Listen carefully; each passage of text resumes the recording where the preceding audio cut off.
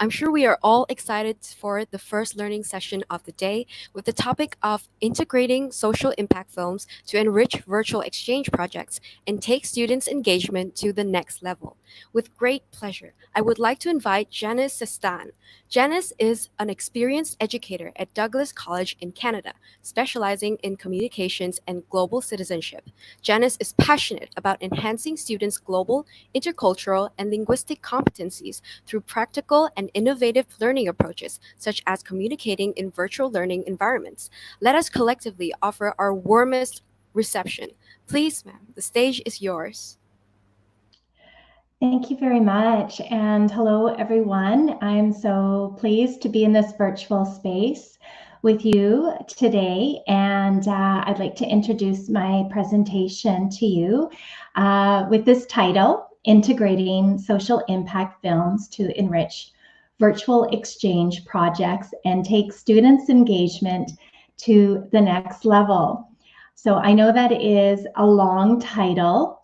And the long title does fit with my session goals, also being a large hope as well for me. So in my session today, this is what I am imagining, or this is what I am hoping to combine several ideas for us to think about. And so my context is related to virtual exchange and COIL methodology. And if that's unfamiliar to you, then I will just explain a little bit about that. Within that framework, in the topic or the content or the themes are related to the UN Sustainable Development Goals, or the UN SDGs. And specific to the UN SDGs is the integration of social impact films. And as you heard, I do teach global citizenship. So the concept of global citizenship and developing the intercultural and global competencies is also part of my vision. And so with using the social impact films, today we'll also have an example of a film and have a film screening. And the film comes from SEMA Academy, and it's called Girls Like Us. And all of this is related to the major theme connecting to the conference of transformative learning. So that was what was in my mind, that was what was in my head, to bring together all of these ideas. It is a lot. To break it down through in an outline form, I'm going to start by just going over a little bit about some of the pedagogy related to virtual exchange. Not too much, it's a huge topic, but just to set the context, and then talk a little bit about how documentary film and social impact film connected to Sustainable Development Goals, how those two pieces go together. And so moving from there then will be more of the discussion related to the pedagogical strategies for engaging students in the discussions, in the learning tasks, in online environments. And as I mentioned, we'll do the film screening as an example, Girls Like Us, in order to see how all these pieces come together to give an example of effective virtual exchange concepts to advance global citizenship and students' intercultural competence and global awareness.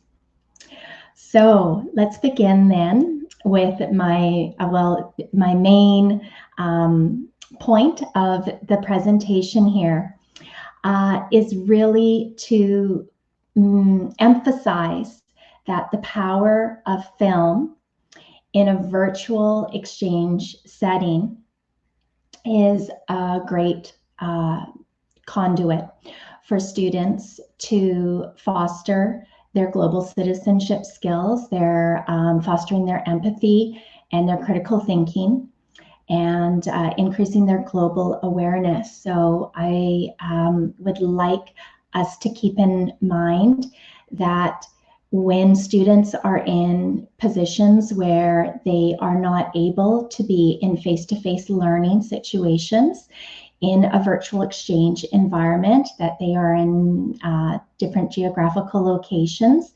that film can be the bridge for them to connect with each other. So that's the main goal, the main idea of what I'm talking about today.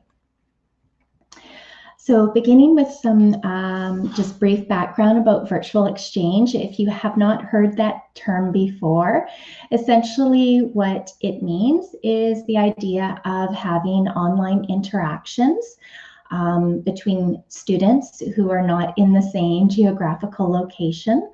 And you may be with your students in the classroom, but you are connecting with another professor and their students in another country, in another location, for the purpose of bringing them together for cross-cultural dialogue and learning tasks together. So under the umbrella of virtual exchange is COIL. And COIL stands for Collaborative Online International Learning. And this definition, this term, comes out of SUNY, the State University of New York, who really developed, the first ideas around COIL. So COIL is really the idea of the collaboration. The collaboration is happening for both the students and the teaching partners, because the teaching partners have to develop the collaboration for their students together. As I said, perhaps you are with your students in the classroom face-to-face, but the interaction between you and your partner faculty and your student groups is going to be taking place exclusively online. And of course, it's international. We're developing intercultural competencies, and the learning activities are not optional. You really embed this into your course. It is assessed, and it's not sort of optional for students to take. There are some variations, but I'm giving a very brief description here, a very brief definition of this. If you did want to know more about COIL, I would recommend consulting this guide by John Rubin and Sarah Guth. It's a very thick book, but if you hadn't heard of COIL before and you were looking for a good resource, this is a great guide. But just taking from this, also the framework of COIL is typically you're going to run a COIL collaboration around 6 to 8 weeks, and you go through some different setting up with some icebreakers, and then of course you need the time for the students to be engaged with each other, and typically they are going to produce some sort of collaborative project, some sort of result together over a period of weeks. And then you close the collaboration through reflection and wrap up. And so why I just wanted to mention this is because today I am going to talk a little bit about what could work with social impact films, or I'll give you the example of how I worked with this framework with my partner, and through the weeks of around 2, 3, and 4. But I'm not going to also include information about what happened after when they worked on their collaborative project. So just to make it clear that I'm sort of just talking about a portion of the COIL collaboration today. So at the beginning, with my partner, any partner, the first steps are really about deciding what you're going to do. And so looking at the needs and priorities of both courses, both classes, and the students. And then the partners really thinking about, well, what is a project that would work for both of us, for both sets of students, and what kinds of skills and competencies are involved.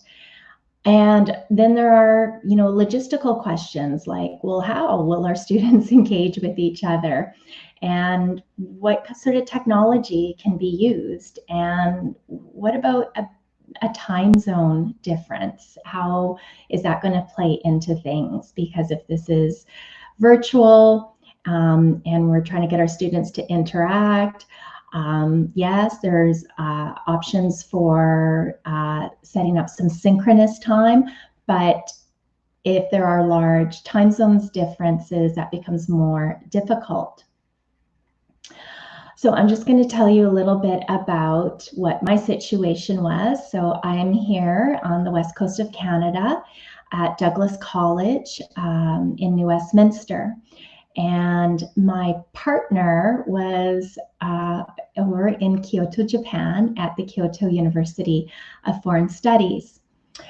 So I, in my course, had 35 students in global citizenship, and her students, my partner's students, were in an academic writing course. So even that could be common. We weren't actually in the same disciplines.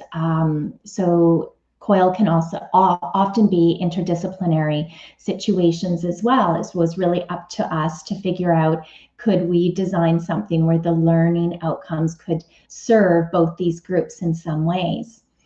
The other consideration was that my students are typically Canadian students. There's some international students, but most of them are either native speakers or very high-level English speakers.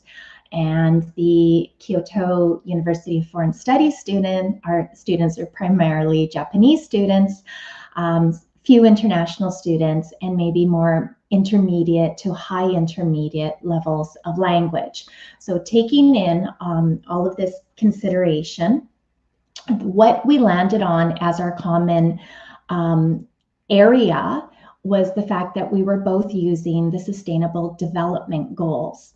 And so we realized that we would be able to connect our student groups through the Sustainable Development Goals to bring them together to share about how they, understand the goals or how they can affect positive change and support of the SDGs. So we knew that we were going to be using the Sustainable Development Goals, and at the same time, we also were using the PISA Global Competency Standards as our framework. And so the framework of the PISA Global Competency Standards fits with our goals for global competency. As you can see here, the capacity to analyze global and intercultural issues critically from multiple perspectives, understand how differences affect perceptions, judgments, ideas of self and others,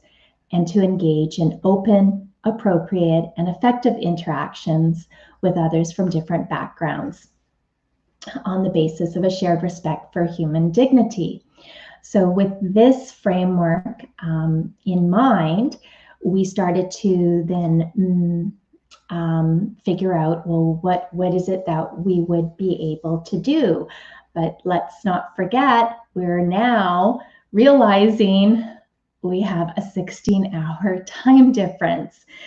So from Kyoto, Japan, all the way to New Westminster, we are dealing with a very, very large time difference. So we're met with a challenge and an opportunity to figure out what could we do to bring our students together.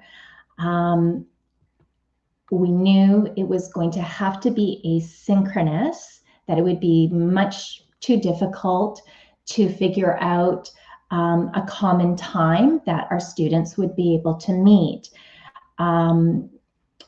it would most likely have to be very early in the morning in Japan and late in the evening in Canada. And sometimes students aren't available. They have jobs or other responsibilities or other courses. But we still wanted to think about, well, what are the asynchronous options for us to design something and make it engaging? And how are our students going to be able to, access whatever it is that we design and ensure that it is inclusive? So through mapping, so I would recommend to mapping the skills, the learning outcomes, and thinking about the competencies as well. So when we started mapping, we knew at the beginning, yes, we wanted our students to share their thoughts and their perspectives related to the UN SDGs. And we were really wanting them to make this connection based on their own community or their cultural backgrounds.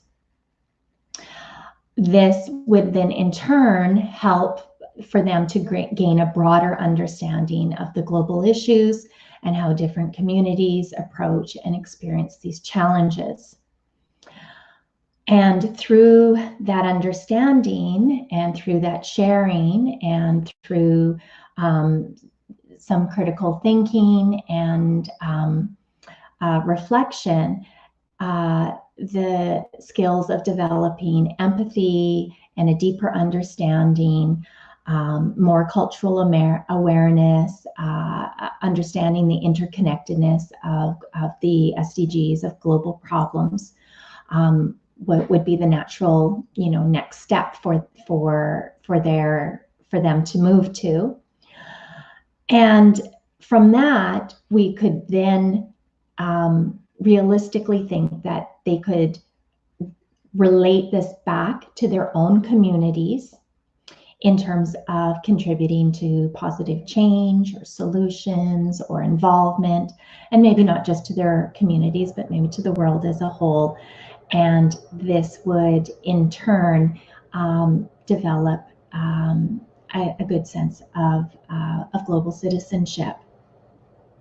So as I mentioned here, I'm sort of talking about one stage of our framework here. And so in the yellow here is where I'm going to focus and not mention so much about the project that they did in order to move to contributing to the positive change in their communities and the world as a whole, that what they did in the first stage of their collaboration moved to that collaborative project. So we still had the question then of how are we going to do this? So a lot of moving parts and a lot of pieces to think about. So we came up with the idea that film, and specifically documentary film, would be one of the tools that we should consider, that should be a tool to consider. Specifically documentary film because of the fact that it's more authentic storytelling. And that we wanted documentary films, we wanted to source documentary films that were connected with the SDGs and with global awareness, and with really giving the students the experience of seeing the world through someone else's eyes. So we began a search of trying to find documentary films that explored the SDGs. And we started to think about, well, if we could find these films, how would those films then be connected to inspiring students to have some positive social change. And so we realized that it was a good match because, sorry, I'm just getting my notes organized here, because right away, film, or any film in general, I think, can be an immediate, can be a powerful medium, right? You usually have an immediate reaction when you see a movie or you see a film, whatever it is, even with your friends or family. And so film is going to capture attention. And film also tends to evoke emotions. And so it immediately gives students a reason to communicate with each other as well. So in terms of setting up dialogue and discussion, film is going to provoke discussion. If we're using film that is about important societal issues, global issues, and students are from different backgrounds, and they are sharing their perspective, and they're sharing ideas about trying to understand more complex issues. And so with various cultures, cultural backgrounds, and perspectives, they're being able to gain the experience of having more intercultural understanding and cultural understanding with each other, and relate it also back to themselves. And by exposing our students to each other in this way, we're really promoting the development of global citizenship, education qualities, such as tolerance and respect, and also a sense of responsibility for creating a better world. So we wanted to find films that also fit the criteria in these ways as well. So in terms of the length of films, like, we didn't want to find films that were really long and make our students watch, 1.5 hours or 2 hours. That could be a good experience as well, but maybe it's also a lot to ask of students to do. So we wanted to keep in mind about the length, and then also the accessibility. So thinking about how are these students going to, in different places, access the same film? Maybe it would be the same film, or even different films. So maybe here in Canada, I have access through my college library for certain films, but would my partner be able to find those films in Japan? Or maybe I can find it on YouTube, but maybe it's restricted in certain places. So how is it going to be accessible? And then also just the topics, and are the films going to capture our students' attentions? Are they going to be engaging? Are they going to give the students a good viewing experience as well? So there's lots of choices that we came across. There are lots of great resources that you can find, and then be able to see if they would work in a virtual exchange setting. There's different platforms. I mentioned, YouTube is another good possibility. But we came across CIMA Academy, which fit what we were looking for in terms of length, in terms of the topics that the films were on. So CIMA Academy sources and vets documentary films with an emphasis on global citizenship and SDGs and human rights.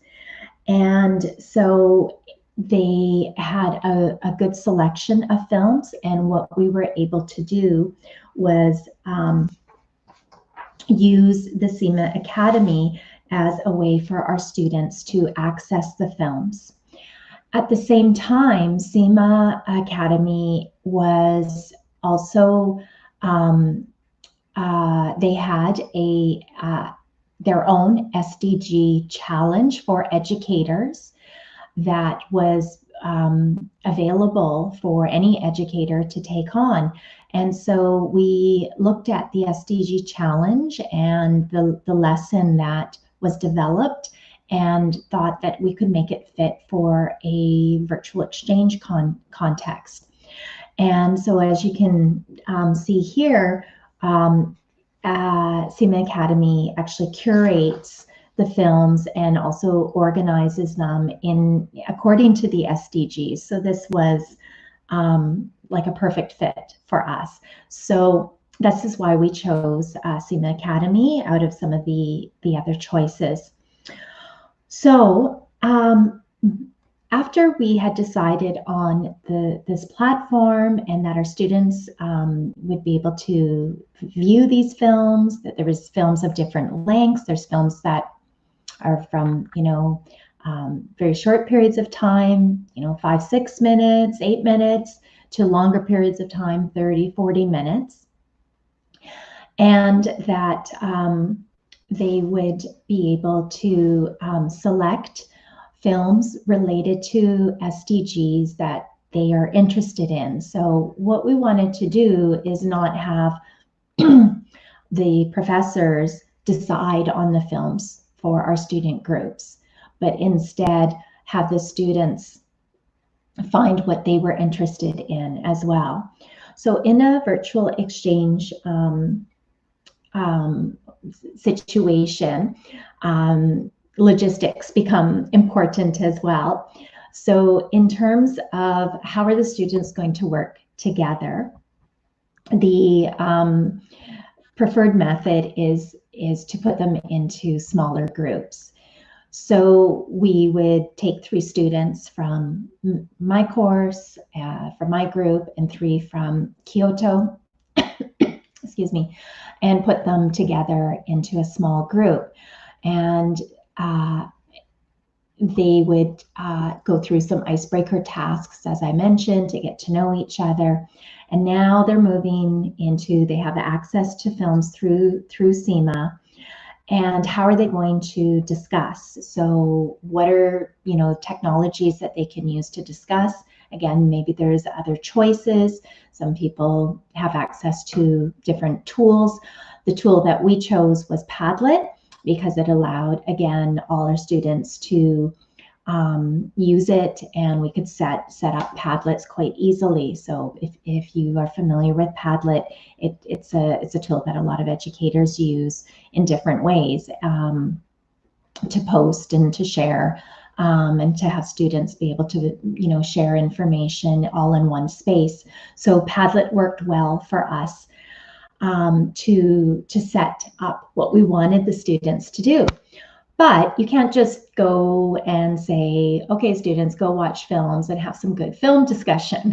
So you really need to lead the students and start by helping them by developing the critical thinking, and also lead them to having engagements or setting up engagement tasks for them. So with this in mind, we knew that we wanted them to have an exchange with films that they were watching through the SEMA platform, the SEMA Academy platform, and making recommendations to each other about films that they were interested in and the reasons why, and for them to also develop their own discussion questions. So really giving student agency for students to take ownership of that learning, instead of it coming just from the professors, setting it up, you should watch this film, and here are the discussion questions.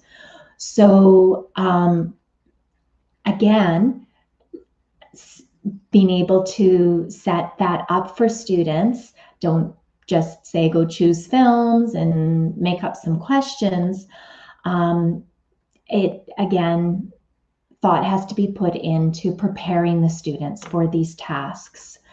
So developing some sort of critical thinking tasks in different ways. I would recommend preparing the students and allowing the students to, for example, what we did is in our own institution groups is we allowed students to watch, select a few different films on your own first, and then come back to your own institution partners and have discussion about what you watched, and from there make a group decision about one film that that you can agree on. So that might take a little bit of time as well, but we're wanting to build in the idea of making a connection, having reflection, observing, thinking about your reactions. And so viewing tasks, group tasks, giving them, maybe some support in the terms of some worksheets like this, where they're taking notes about what they're observing, they're tracking what they're looking at. The SIFT worksheet is trying to get students to connect with the sensations, with the images, with the feelings and thoughts. So making the emotional connection to the issue is really part of the critical step. Otherwise, it just becomes like, I think, really just, recommending titles, right? Which isn't meaningful at all. In terms of the then engagement with each other, the students then are going to explain, we chose this film and here's why, because we spent time discussing it and talking about it and making a decision. So here's our reason why we chose this film, how this film is connected to the SDGs, and why we think you should watch it. And in addition, we wanted our students to also post questions to their partners that would then start the conversation, start the discussion. And even with the questions, right? Question formation can be very, very challenging. And, you might need to, give examples to students. What are good questions that are going to lead to good discussion? Because you don't want a simplistic question, just like, what was the film about? Or something that is too simplistic. So spending time with your own student group to have those conversations before they post questions to each other. So I would do like question checks and say, is this, what are you trying to get at? What is it that you want, to come out of your discussion? So all of this, takes that setup, right, in order for this exchange to happen. So this is just an example of the Padlet, just so you can kind of see what it looked like, where our different student groups are posting their film recommendations to each other. So it actually starts on the right, where you can see where it says film recommendation 1, and then our student groups, they did 2 rounds of this. So each student group posted 2 recommendations. So in total, there was in fact 4 films that all the students would have watched and discussed collectively. So my students recommended 1 film, then the Kyoto students would watch that film and then answer the discussion questions. And then at the same time, the Kyoto students have recommended a film to my students, and now my students are off, with the questions that the Kyoto students developed. So we did 2 rounds of that. so that there would be 4 films as a way of exploring exploring the films, but also looking at the SDGs, because the students would start to notice that even if one film seemed to be about one particular SDGs, there's lots of interconnections, and so they're able to see the interconnected nature of some of the issues. So this is the part where I'd like to give you an example.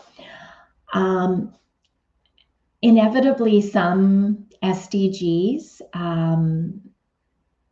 tend to be ones that students are perhaps more interested in, or typically interested in, that are ones that that were coming up in many of our student groups.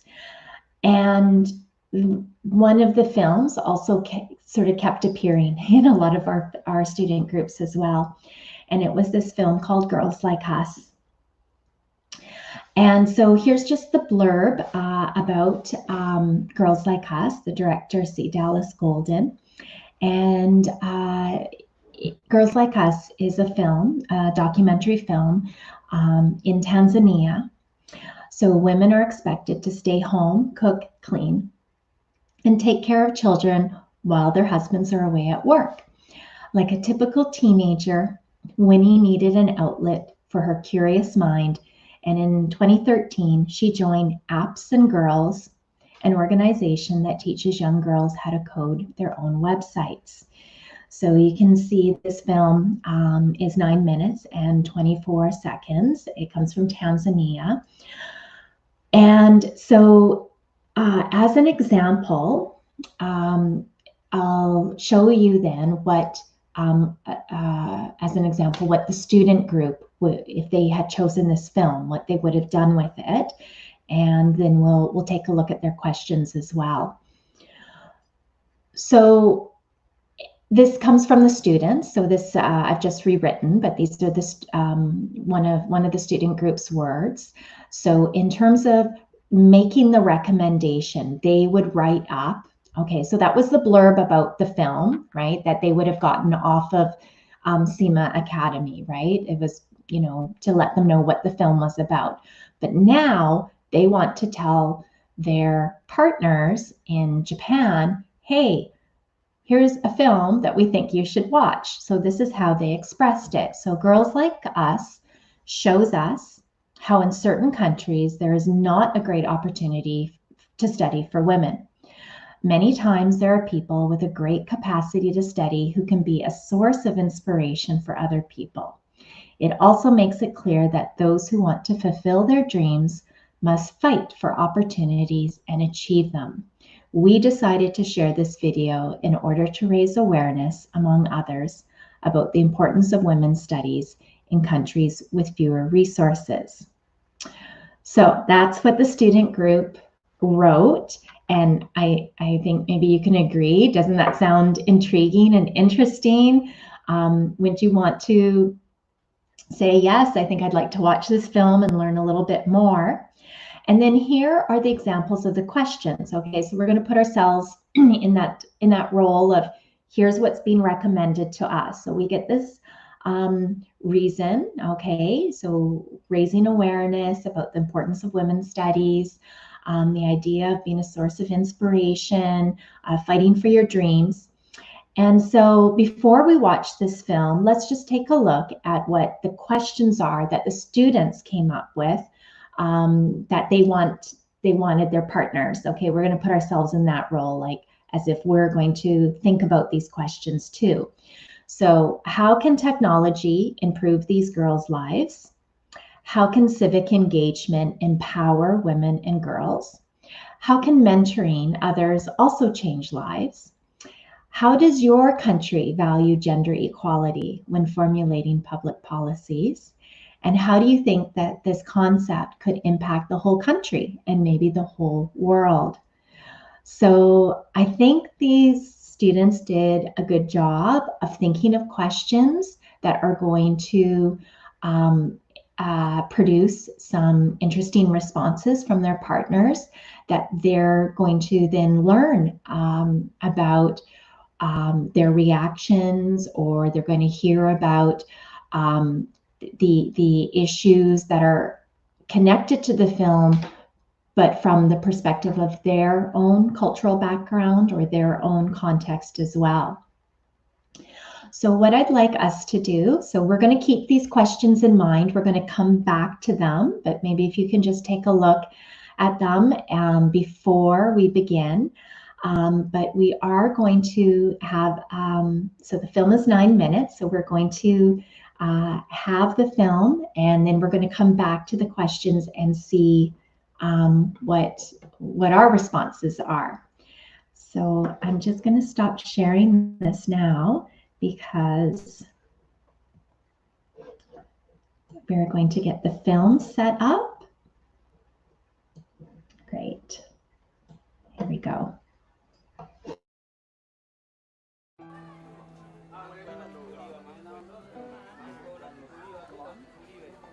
I do think that there's a gender gap. Like in most of the things here in Tanzania between girls and boys, the expectations are girls need to do houseworks. Most of the girls, you do houseworks and everything.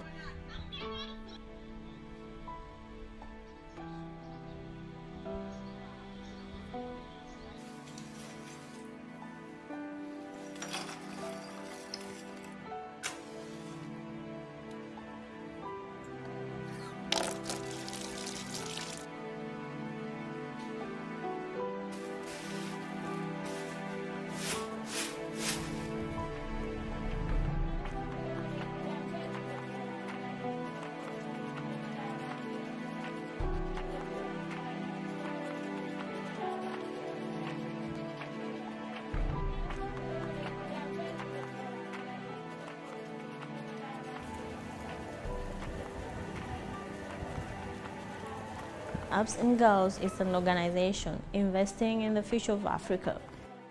Ups and Girls is doing that by teaching girls how to code and to become tech entrepreneurs, solving community problems. Because I believe girls are the future.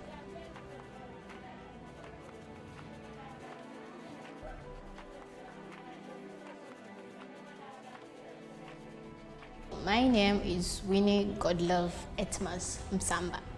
So as Ups and Girls, what interested me that the learning was different. It wasn't just like any other learning. The amazing thing that I saw in Winnie at the first time is like her passion. She was really passionate. She sent in a message and we started chatting on Facebook. And she was really awesome, and I really felt from that day I really want to meet this girl. I actually was not in the road, but just beside it. But the bus just came and knocked me down, and it ran over the feet. And then it just went away. So I was just there. After some time, like I got into the accident, and then she asked if she could come home to see me. I was surprised. She would just like send somebody, you know? But Madam Caroline came herself, and she told me, I really want to have girls who are really into what I'm doing. First of all, I didn't even know that someone needed to have a mentor. Madam would actually listen to us, what we first know and understand. If you're done with all the classes and then you have developed like an app or anything or any project, we are going to mentor you if you think that you want to go higher.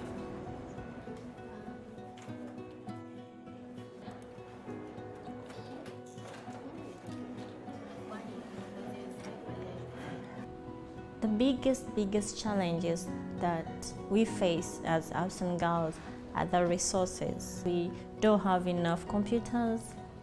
There are very few women who are in tech. I plan to make Ups and Girls reach in many girls in Africa, and also connect and inspire more abroad, in Europe, in America, yeah, everywhere. So Madam Caroline, she's more than a mentor, because what she does to me, what she's still doing to me, is she's teaching me not only how to be a mentor, like she's teaching me how to be confident. Winnie has become my mentor since the day I started Absent Girls. Yeah, she welcomed me with open arms. When I went to the competition, everyone was like, go on, go on, go on. And I was like, you stop pressuring me, you're pressuring me. So when I was just looking around, time was moving, time was going on, the judge was like, please, go on. And I feel like this is embarrassment. Everyone is looking at me and I can't do this anymore. So I ran out. Winnie came and I was like, finally, Winnie is here. Someone that I can confide in. So when she came in, she was like, the same thing happened to me on the last competition and I won. I was like, really? Yeah, did you run off? She said, no, no, no, I didn't run. I didn't do that, but I started over. So she told me, these things happen and it's your first time. Winnie pushed me back to the audience. And I think she's the reason why I went back and she's the reason why I won. Feels great to be an ambassador because most of the visitors come to you when they ask you questions and sometimes you don't know how to answer, but you just have to answer. And I love that experience because it teaches me a lot. For Winnie, like recently she hosted a fistula awareness seminar of like that hosted 300 students and it was awesome. So my website, we're trying to change the perspective views of the people. So when you talk about obstetric fistula, you're talking about a woman being neglected and being left out by the whole community and even the families. Technically, she lost her dignity because of everything. We are giving back dignity to that woman.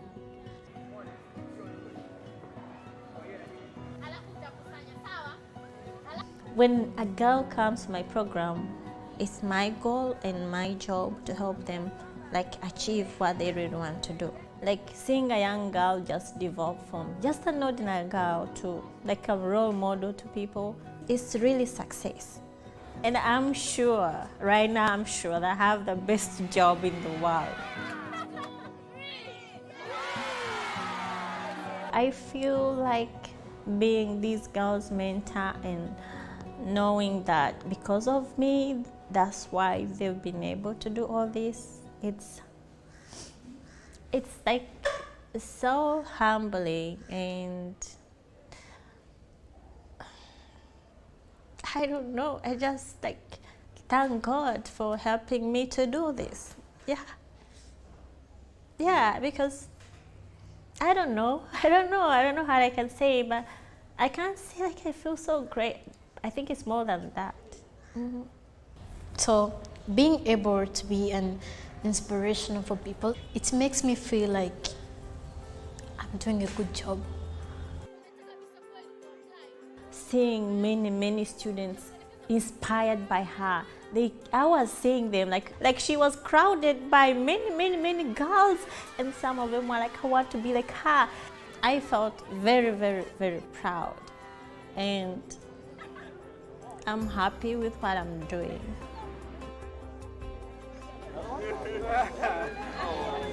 I'm proud of you.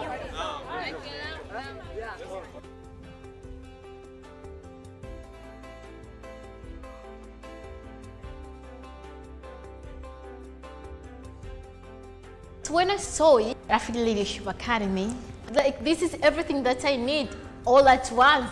I could do leadership, I could do entrepreneurship, I could do like physics, I could do, computer science all at once. So I was like, this is where I belong. I really wish to be there. It is my dream. I really want to study at MIT very much.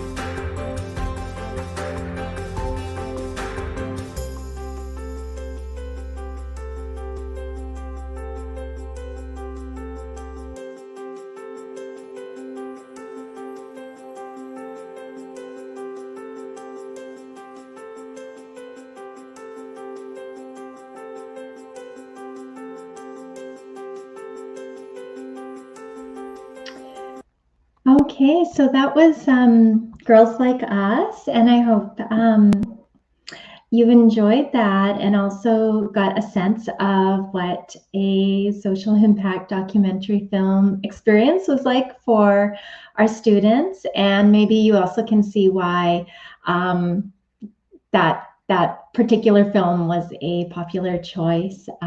It's a great film.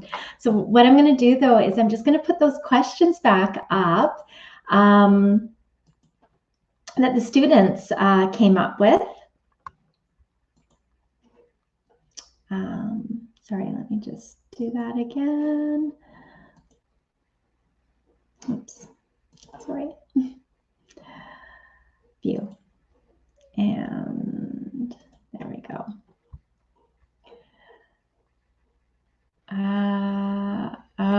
Okay, so there were the students' questions. Maybe it helps to see them now. So the idea of wanting to know a little bit more about civic engagement and how that can be empowering for students, for women and for girls, mentoring, how countries value gender equality, the improvement in the girls' lives. Very emotional there at one point about how the technology and the opportunity is improving their lives. And how do you think this concept could impact the whole country and maybe the whole world?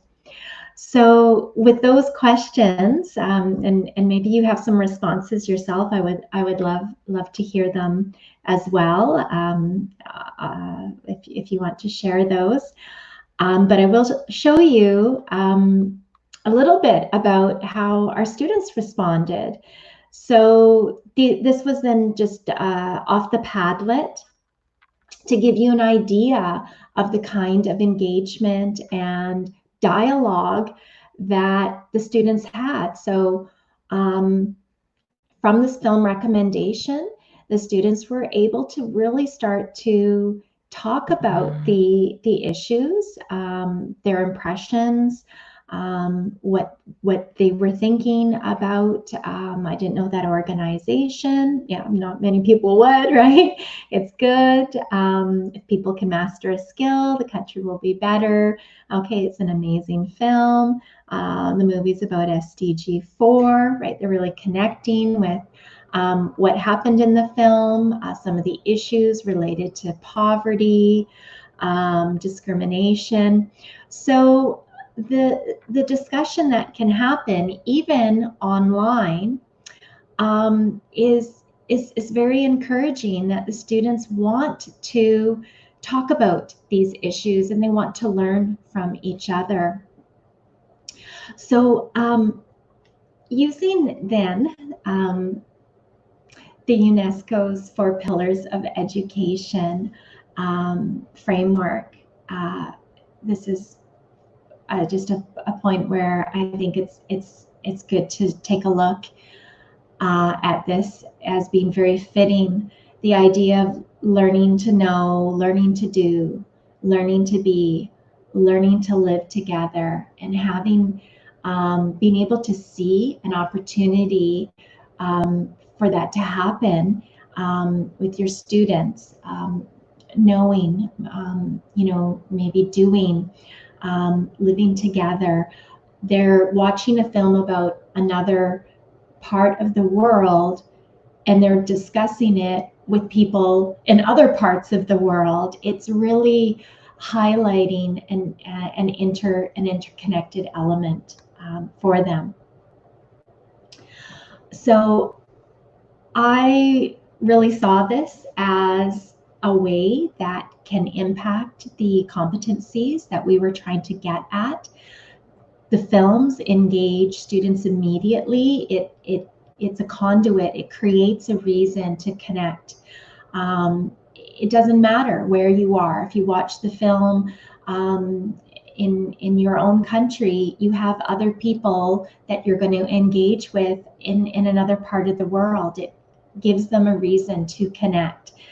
The SDG topics are a way for them to also express about the issues they're concerned about, or learn about issues that others are concerned about too.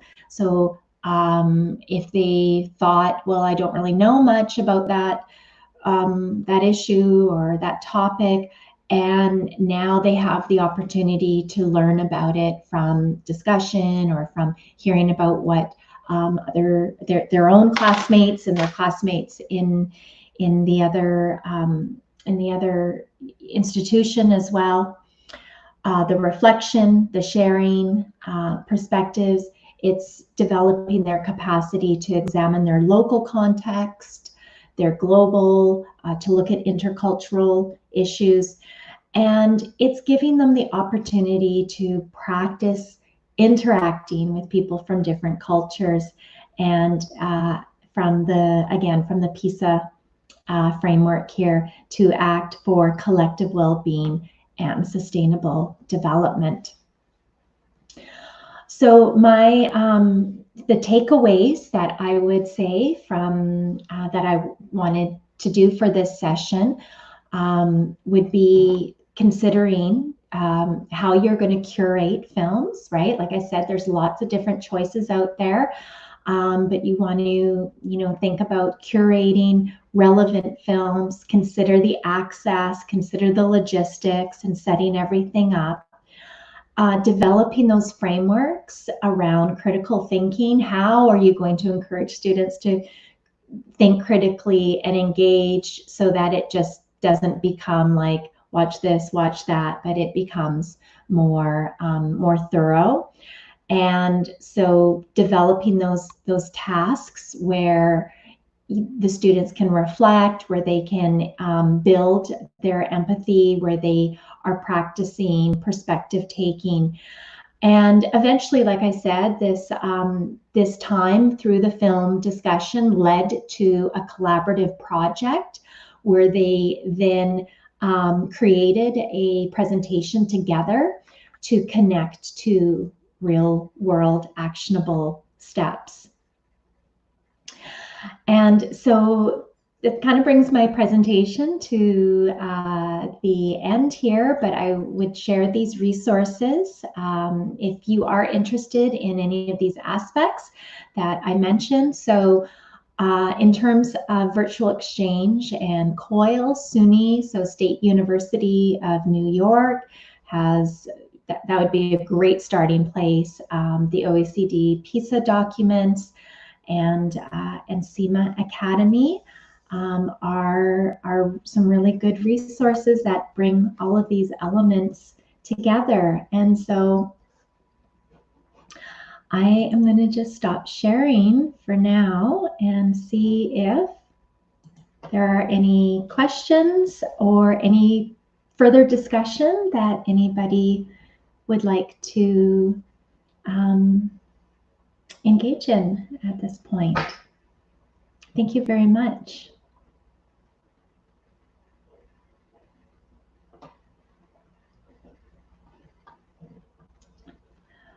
Oh, okay. So I see actually there's a couple of questions. Sorry, I wasn't able to check the chat earlier, but yeah, so Philip here wrote, the consideration slide was very well put. I'd like to know what are some learnings you'd like to share from someone who is new and would like to try to start a virtual exchange product? And what are some don'ts that you learned from your experience? Ooh. So Philip, that's a great question. Very big question too. Virtual exchange was all new for me. I started back in 2020 with this partner that I have from Kyoto University of Foreign Studies. And her and I, we had never met each other. We were introduced through our institution. So that's one way that you can find a partner. If your own school or your own institution is doing development around virtual exchange or has affiliations, then sometimes they will assist putting a partnership together. But sometimes people just know a colleague somewhere else and they decide that they're going to start. And there's other networks. There's other networks for people that are looking for partners. The COIL SUNY resource, they do something called Coil Connect, where people can post where they're, if they're looking for partners. And then, like I said, like you can get started. Like we didn't have any real background on this. It just sounded interesting, something we were interested in doing. But we found our own resources. I mentioned now there's this guide, the book that helped. If there's any other colleagues that have experience, or if there's support in terms of administrative support at your institution, that would be good, because it is a lot of work. Maybe it looked like there was a little bit of work involved. There is, like, it's really on the shoulders of the faculty to develop it. So that can be challenging, but I've continued with it because I do see the benefits and I do see the advantages for the students. Not everybody can go on study abroad or travel.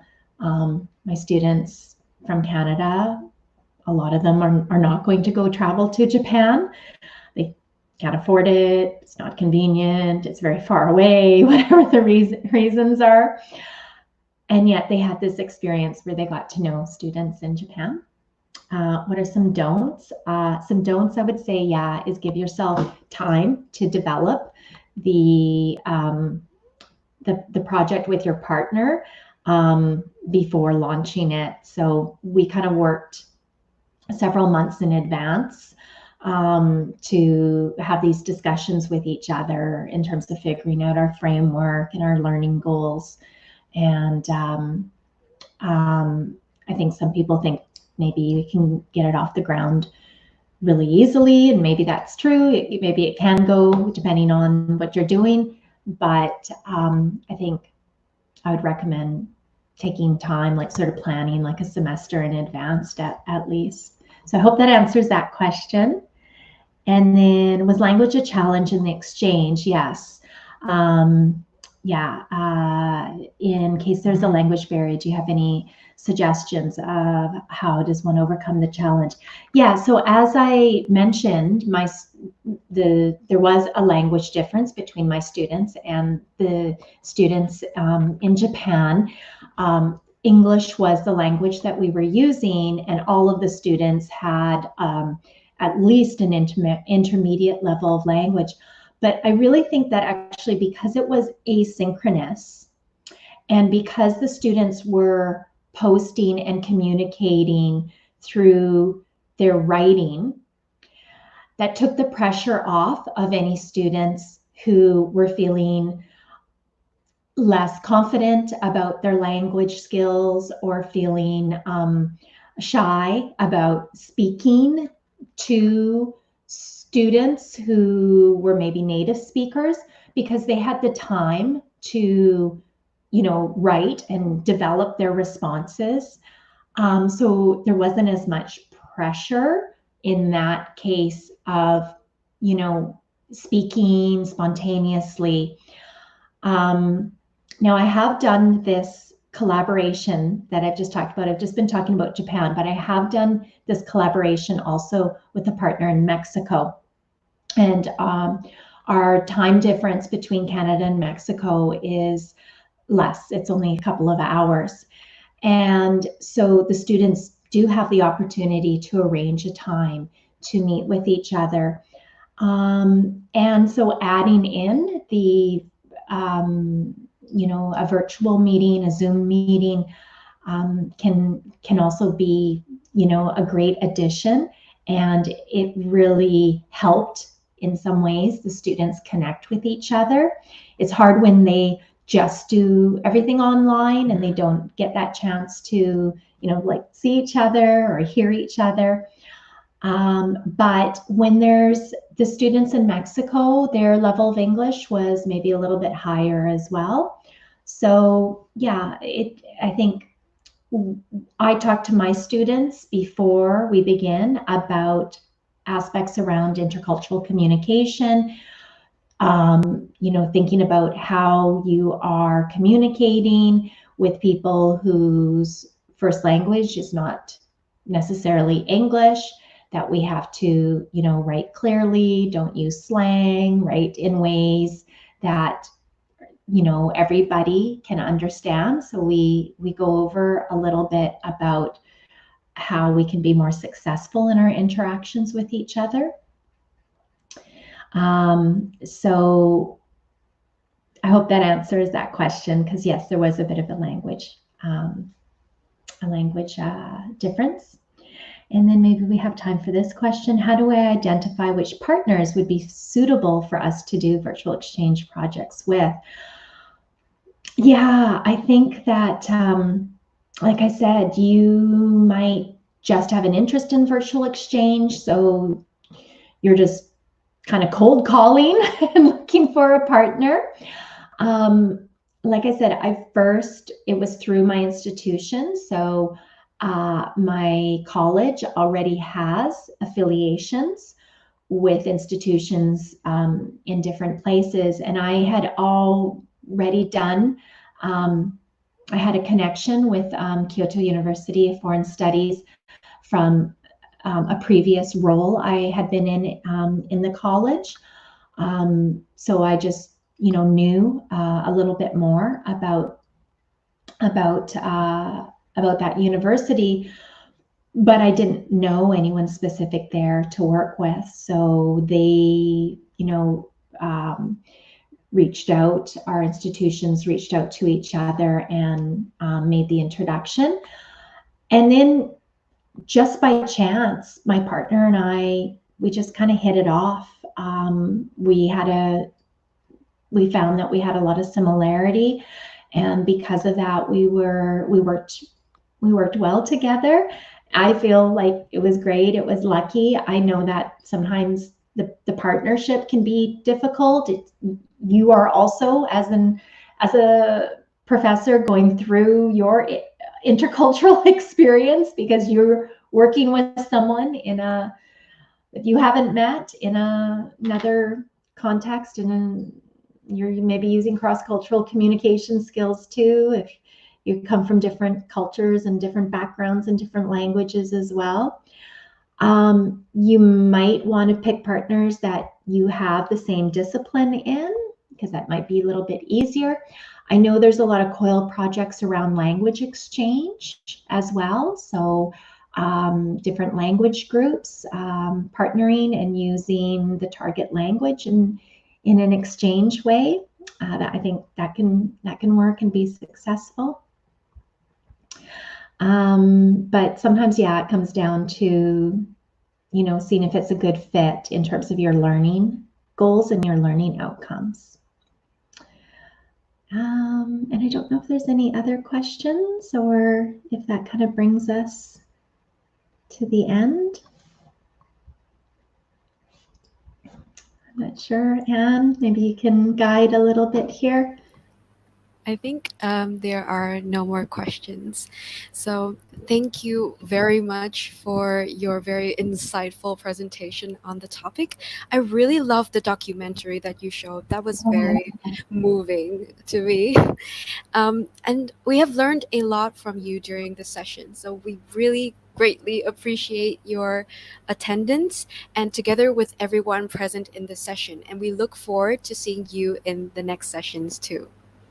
Yeah, I'm going to try. It's almost 1 a.m. here, but I'll see what I can do. I'm up anyway, so it was a great chance to connect, in this way as well for me. Thank you so much. I hope the conference is going well for everyone. Thank you so much. Thanks everybody for attending.